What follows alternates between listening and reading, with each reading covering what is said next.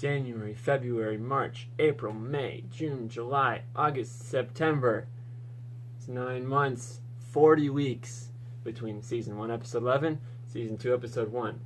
But it came, baby. It finally came. It came! It finally came!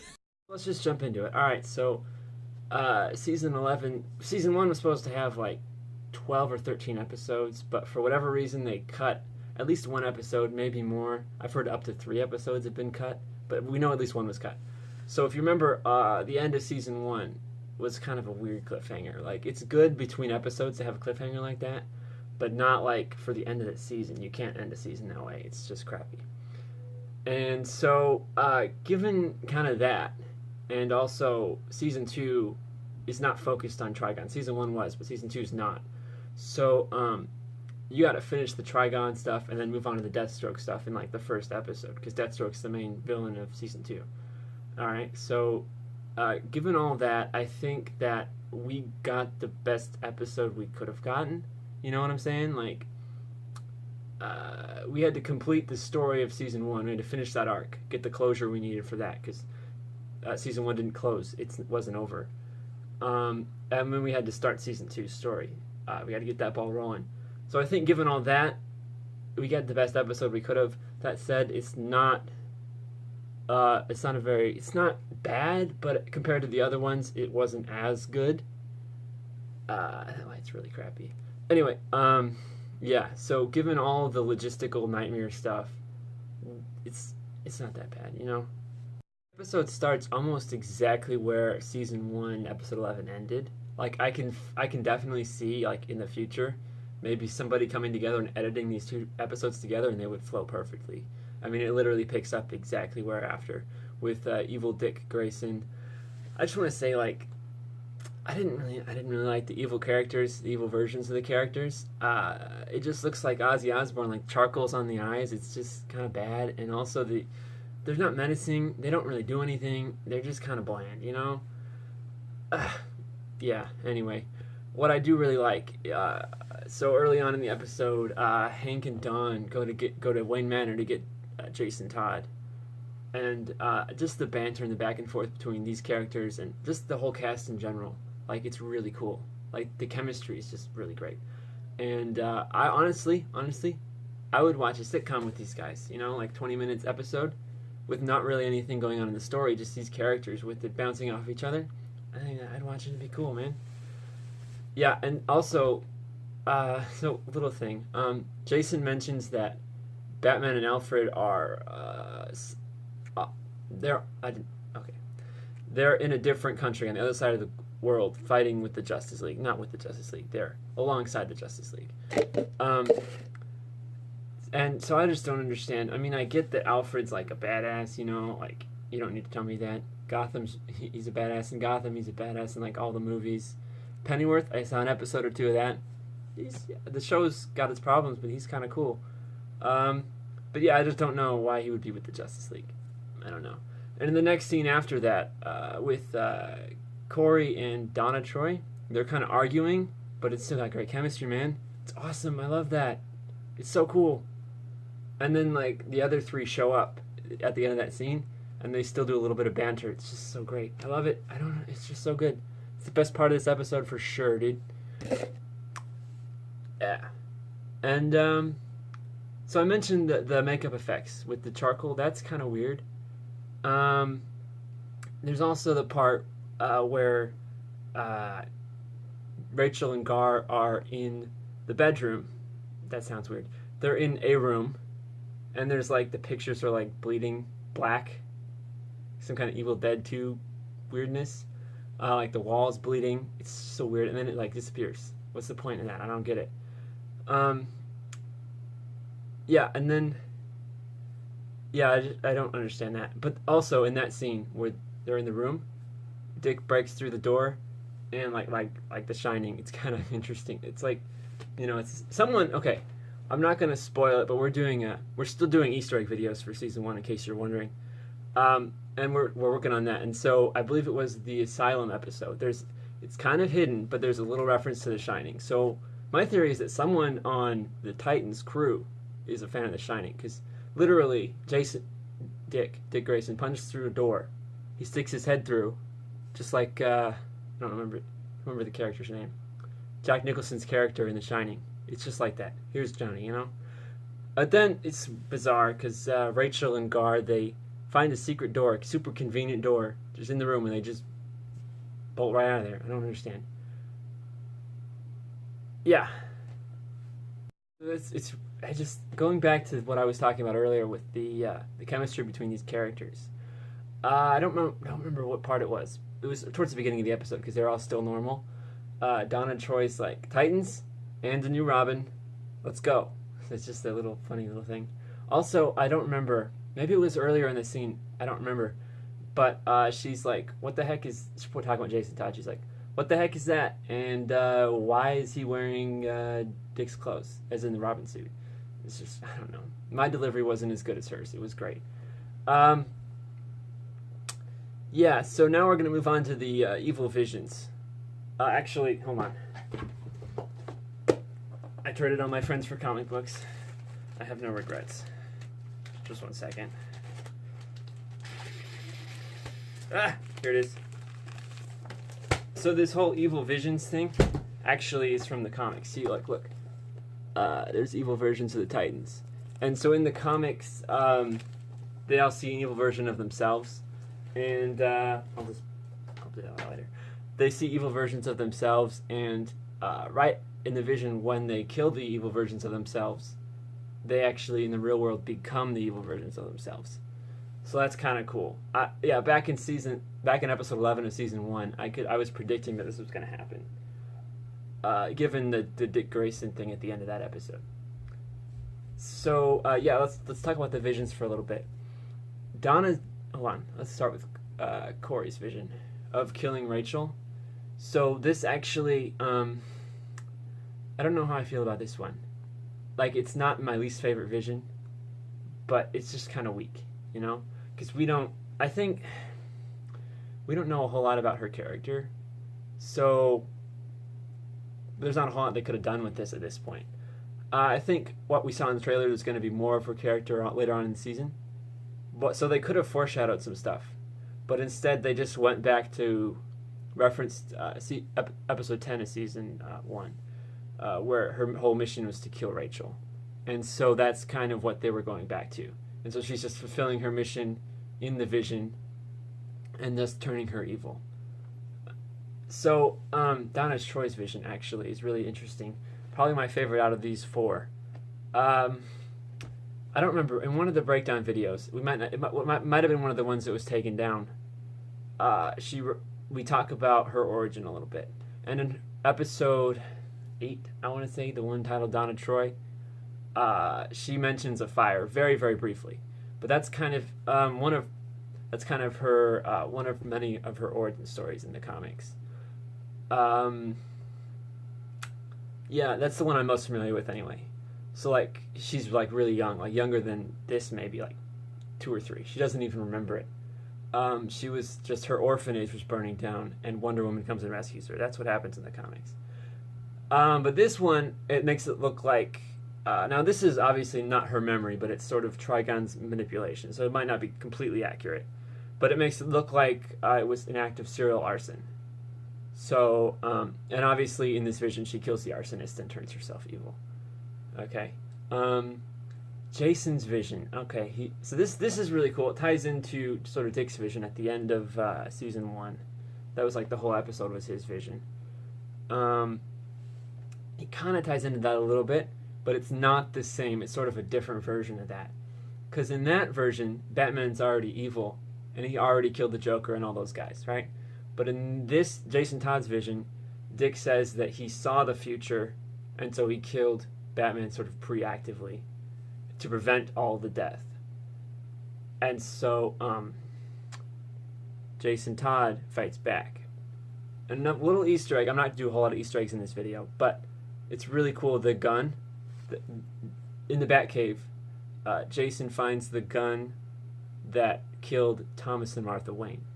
And I don't know how Bruce got that, but he does have it, and he keeps it on display. A little morbid, but that's Batman for you, you know? It's Batman, okay. Hank and Don's vision was really. Oh wait. Let's go back. Let's go back to Jason Todd's vision real fast. So right when I saw them two squaring up, okay, I saw Dick Grayson and Jason Todd squaring up. So I was like, oh, it's cool. It's gonna be a cool fight scene. Because back in season 1, we had like a lot of really cool fight scenes. At least, I don't know. I don't want to say one per episode, but there was some really good ones. There were like quite a few. So I was like, oh, we're gonna get a good fight scene. This fight scene in this, it was really choppy, and I couldn't tell what was going on all the time. So I don't know. Maybe it was sort of that rushed nature of just the production. Like I got into this a little bit earlier. Just the way that they got to wrap up the Trigon story and move on to Deathstroke. So maybe they weren't putting much effort or time into doing the fight scene. I hope that's what it is, because season 2, I want to see some good more fight scenes like season 1. But I don't know what happened. It's just not as good. Now on to Hank and Don's vision. So it's weird because they like share the same vision. I don't understand that. And I was hoping, because in the comics, Hank actually does become a villain a little bit. And so I was hoping maybe they could dive into that a little bit. Also, in episode 9 of season 1, it talks a little bit about Don's father, abusive alcoholic. And so I was hoping that maybe they could do a little bit of that. Have two visions, sort of Hank being a villain and Don killing her father. So I was like, maybe we could do something like that. But instead, we get this weird joint vision where they just do drugs. I don't understand it. And like Don overdoses or whatever. It's really weird. I don't know. But something else that happens in the comics as well. After they kill somebody, it's death that turns them evil. Like Jason killed Dick. Dick killed Batman.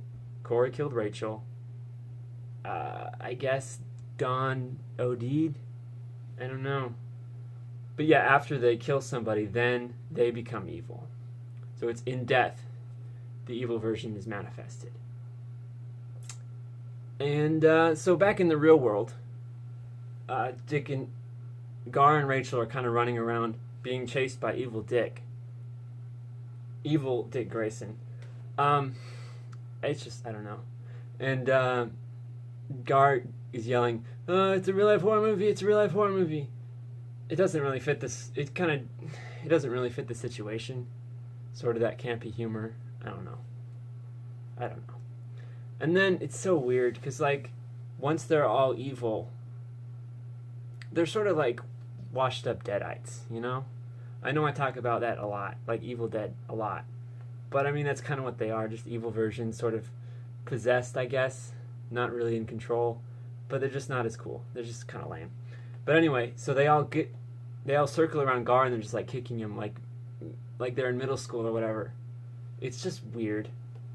I don't know. And then Rachel does her magic trick where she blows up all the windows in the house. It doesn't really do anything. It's super inconvenient. I don't understand it. And then Trigon does his best impression of Mala Ram from the Temple of Doom. Just rip that heart right out. I mean, it's cool. But it's just a little too much CGI, you know? A little too much CGI. I'm just turning the pages on my notes so I could kind of follow along. I would have preferred it if it was a little more practical. I thought that would have been cooler. But again, I think due to the rushed nature of this episode and how they need to move on, I kind of get that. I kind of get it. Hold on. There we go. Okay. Anyway. And then Trigon assumes his Thick Daddy form. For all you Thanos enthusiasts out there. He assumes his Thick Daddy form. It's not... For some reason, I thought in the comics he had 6 eyes, but he only has 4. See? Anyway, I always thought he had 6 eyes. Anyway, so let's talk about the effects on Trigon. It's not bad CGI, but it's not good either. Like, it's not like Supergirl, Flash, Legends of Tomorrow bad. Like, I can't watch those shows because the effects are so bad. They're terrible. But it's not good either. Like, I don't know. And then he's like super big and tall, like twice the size of a normal person, and he just like snaps the mom's neck. But due to the weird effects of him, the neck snap looks terrible. Like, I don't know what they did, but they did it wrong, Anyway, so there's actually one really cool scene when Trigon's walking through like the wilderness, I guess. I don't know what you call that. Rural Ohio? I don't know. Anyway, he's walking through that and like all of the green grass and like birds are dying and stuff. This is in the comics. It's just sort of his presence invokes death. Like he's not actually doing anything. Just the fact that he's there causes the world around him to just decay and die. I think it's kind of interesting. Yeah, and then Gar turns into a snake, which is cool, but I would have wanted it more, because in the first season he can only turn into a tiger, right? I was sort of hoping for more of, like, for that to be more of during, like, a definitive character moment for him, but instead he's just kind of sneaking around like a sneaky snake, going through broken glass. Like, wouldn't that hurt a snake? I don't know, maybe snakes have like thick skin, but I don't know. It seems like that would maybe hurt a snake. Anyway, it's just not super, like he's just kind of like snaking around. Like not, I would have preferred it to be like more of a definitive moment for him, but like this whole episode for a lot of the characters is just kind of, they're just there. And that's what this moment kind of is, Like Rachel is like the only standout character in this episode. Like, there's not a whole lot of anyone else. And anyway, so speaking of Rachel, she kind of goes into Dick's vision, the one that we saw last season, where he killed Batman. And that was kind of interesting, because I actually really liked that episode. It's one of my favorites. But yeah, that was interesting. And then Dick is then brought back to her dream from the original episode, from the premiere episode of season 1. It sort of actually opened with her dream of Dick at the circus, with his parents dying. And then so through that dream, she's able to bring Dick back to being normal. Thank God, because like this evil Dick is just boring. They're all boring. They don't do anything when they're evil either. Like they just stand there and then kick Gar. Like that's all. Maybe they could have done something else. Like, maybe they did in episode 12 that we'll never get to see. Maybe they did something cool. I don't know. And then, like, Rachel, like, screams at Trigon, and then he just disappears. And there's, like, a massive energy wave and stuff. I don't understand. I hope he comes back. Because Trigon's, like, this really big deal in the comics. And I hope he comes back, maybe season 3 or season 4. Because, like, if that's it, then I'm mad, And then the news shows up, like... Why are they here? Like, there wasn't really anything newsworthy other than dead birds. Like, the news lady says, we don't know what happened, but the superheroes solved it, and there's a bunch of dead birds. I'm paraphrasing. That's basically what she says. It's like, why are you here? There's just... I don't understand. Well, I know why they're here. To progress the story. And so, Jason Todd comes up and says, the Titans are back! To the camera. And then, later on in the episode, we see... Deathstroke's watching, and he's like, oh, the Titans are back, I need to kill him. I'll get into that later. But, actually, the next scene I really like, where they're all in the cars, and they're driving, and they're saying goodbye, and they're driving away. A lot of them are season regulars, so a lot of the older characters are going to be back. Anyway, so,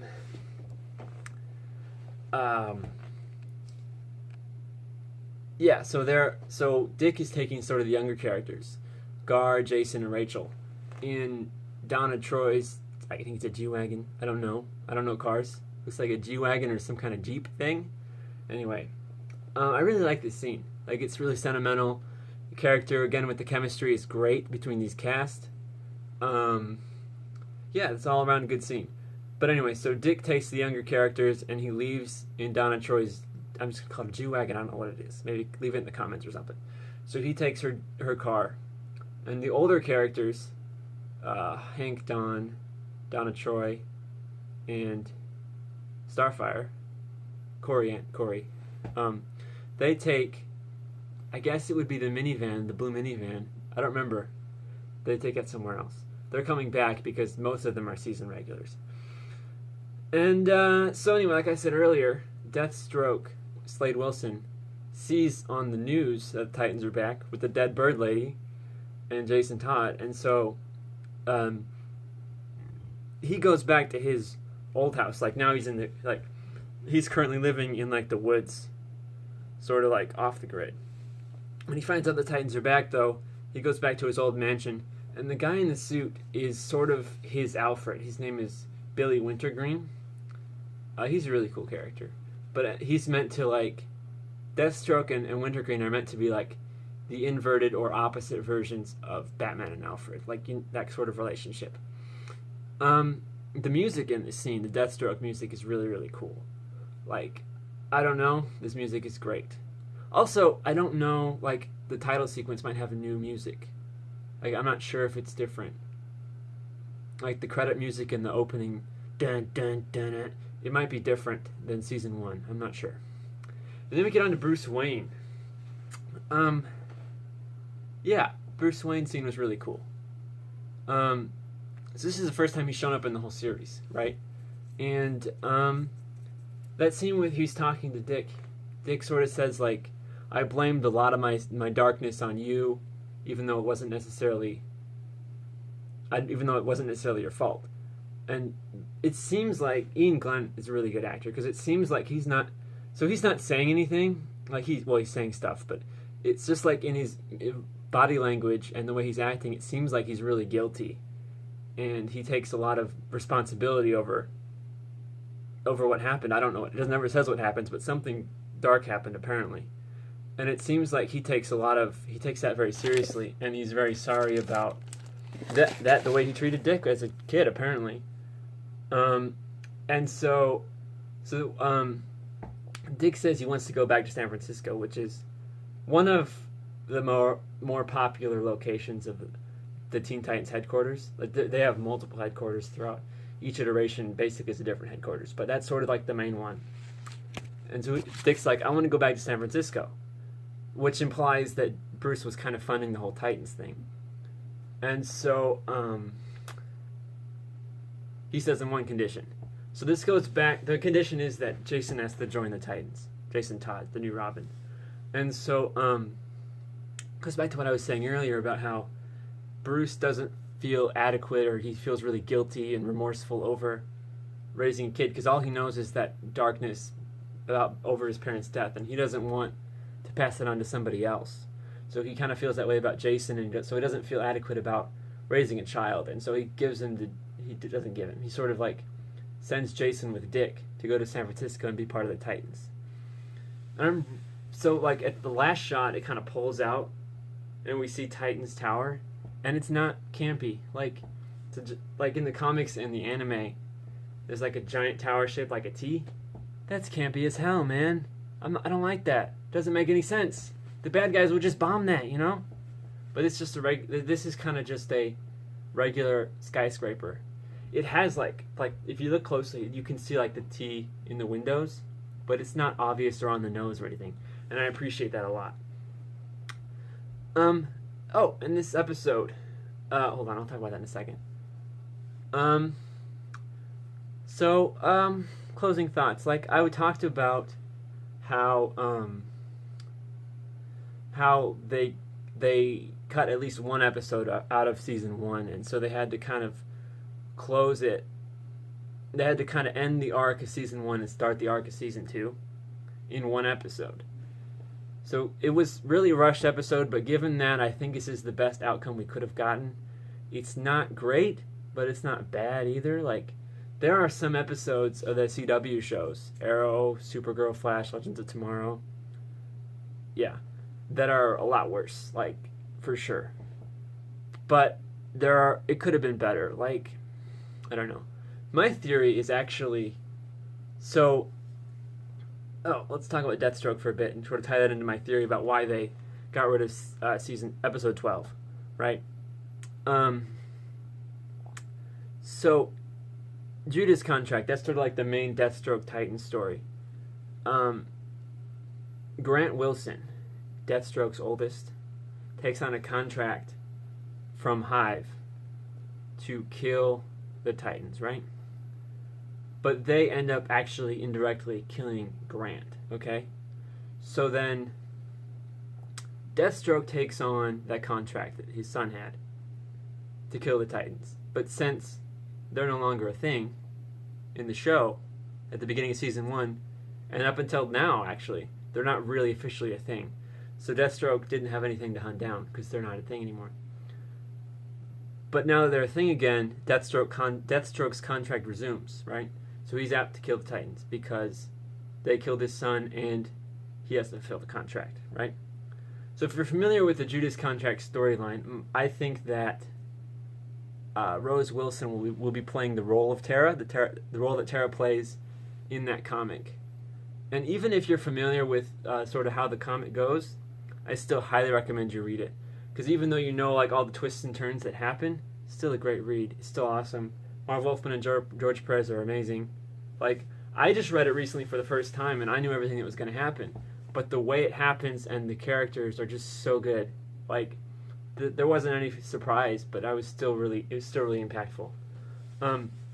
Anyway, so it's a 4-part story, and Dick doesn't become Nightwing until the end of part 3 of that 4-part story. So my theory is that he won't become Nightwing till towards the end of this season, right? And so maybe, because the actor who plays Dick Grayson, Brenton Thwaites, talked about how they already filmed some stuff in the Nightwing suit.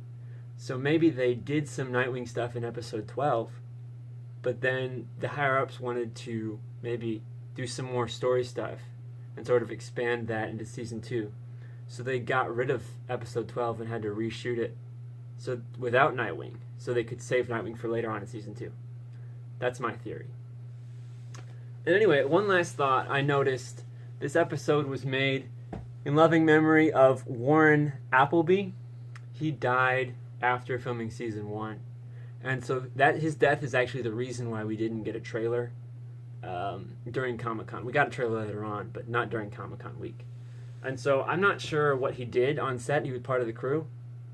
But, yeah. So his death sort of delayed that. That's everything. So, yeah. Comment on Patreon so I can get a set. Not comment on Patreon. Contribute on Patreon so I can get a better set. We get this stupid light out of here. Join our Facebook group. We have great conversations over there. I know Facebook is kind of dead, but that group is very much alive. There's a lot of great people over there. And you can follow me on Instagram and Twitter at the LKX. Link for all of that, Patreon, Twitter, Instagram, Facebook, is all going to be in the description below. Yeah. So we're not going to be doing any Easter egg videos for Titans. Well, we're going to finish Titans Season 1. We're still working on that. But we're not going to do any videos for Season 2, at least until 2019, or early 2020. We're going to wait for the whole season first. So we're just going to be doing videos like this every week for each episode. But there's going to be some other Easter egg videos for Titans and then other things as well, sort of periodically scattered throughout. But if none of that comes out between now and next week, I'll see you then. My name is Luke Sitnow, reminding you to be excellent to each other and party on, dudes.